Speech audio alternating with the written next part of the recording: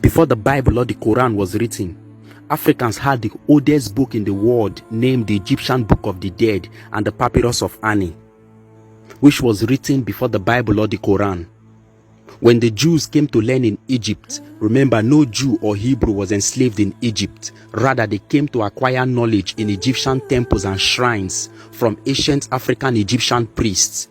Now, when they came around 1700 BCE to learn in Egypt, they had to copy from this Egyptian Book of the Dead in order to write their Old Testament around 700 BCE. It is imperative to note that the book of Genesis was not the first book of the Bible. Rather, it is the book of Exodus. The arrangement was done in the Council of Antioch in 212 AD and in the Council of Nicaea around 325 AD under the Roman emperor named Constantine. The Egyptian Book of the Dead was first written on stones, walls, and pyramids, and later in papyri, believed to have been written by the great Egyptian pharaoh named Akhenaten. The fact is that everything in the Bible was copied from the original, which is the Egyptian Book of the Dead, and which is 10,000 years older than any religious book on earth. Before Jerusalem or Mecca, Africans had the first holy land in Egypt, in a place called Abydos. Africans all over Africa came to Abydos for pilgrimage in order to worship an Egyptian goddess named Isis and her son Horus, who existed over 5,000 years before the story of Mary and Jesus. We should not forget that the story of Cain and Abel was copied from the original story of Osiris and Seth. It is historically recorded that the first time a brother killed his brother was when an Egyptian god named Seth killed his brother Osiris.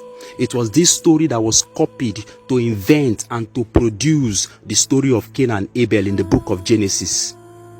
This same goes to the story of Jesus, which was copied from the story of Horus or Heru, an Egyptian god and the first Messiah to exist in the world before the story of Jesus.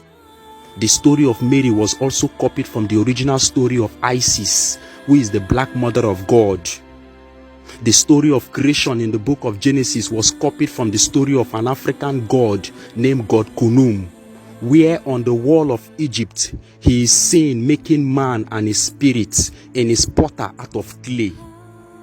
Even the 10 Commandments was copied from the 42 laws of Goddess Mahat, who is the goddess of justice, balance, and order. The book of Proverbs in the Bible was copied from the first written book in the world, written by an African named Ptah-hotep. This book is called The Teachings of Ptah-hotep. It is a book that is filled with wisdom.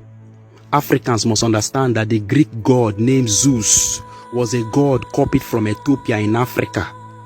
In Egypt, Zeus is called Ra, who is the sun god. They copied this black god and called him Zeus in Greece. That is why Homer, who was the first European or Greek to write a book in 833 BCE, titled the Iliad and the Odyssey, declared that even the gods Zeus and Apollo, these are Greek gods, that they were borrowed from Africa in Ethiopia. Around 1200 BCE, the people in Buddhism copied the Egyptian Book of the Dead to form their religious holy book.